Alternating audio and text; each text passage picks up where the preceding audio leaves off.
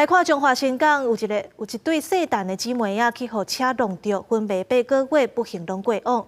最近新港咧是又搁发生车祸，有一对母仔囝骑奥多摆甲轿车相撞，查某囝救无回来，老母还搁咧抢救。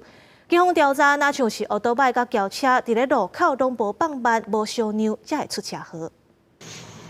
救护车赶紧甲受伤的民众送去急诊，一对母仔囝互轿车撞到，两个人是轻重伤。患者医师现场是清楚的，那也可以跟我们救护人员对谈。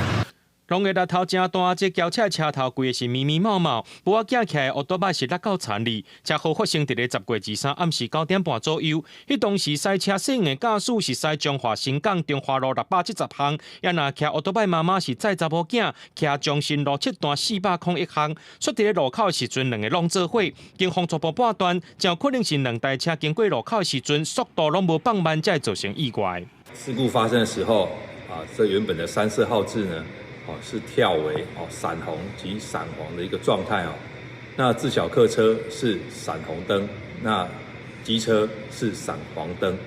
那因为双方都没有减速那造成这个交通事故查某囝规身躯真侪所在骨折，抢救7天，犹原是重伤死亡，目前还佫伫咧抢救当中。当地民代也去到现场会勘，这期当地虽然是有好一个路口，不过暗时是真暗，路口死角又佫真侪，才会发生意外。也因为中华新港一对细蛋的姐妹，今年2月底经过建国和美港公路的路口过车路时阵碰撞到，经过几个月抢救，犹原是别死，想袂到伫当地佫再传出死亡车祸。台湾交通安全协会就表示，民众用路习惯佫爱提升。停了红灯，但是却一台车都没有的状况，久了之后呢，大家也会对这个红绿灯失去信心。台湾交通安全协会表示，除了路口设计爱重新检讨以外，伫交通量相对较低的路口，用路人也是爱遵守交通号志甲标线，才当确保安全。记者综合报道。